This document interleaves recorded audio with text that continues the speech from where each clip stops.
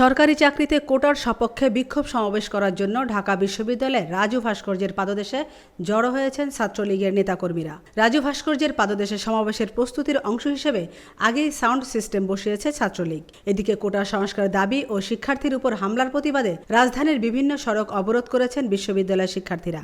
কোটা সংস্কারের আন্দোলনের বিপক্ষে ছাত্রলীগের নেতাকর্মীরা এই বিক্ষোভ সমাবেশের আয়োজন করে। এ সময় ছাত্রলীগের সভাপতি তার বক্তব্যে বলেন,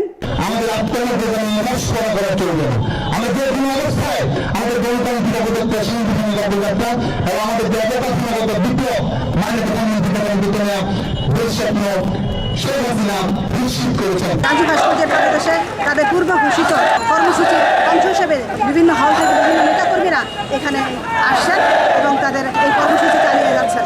আমিনা ইসলাম, আজকের সংবাদ।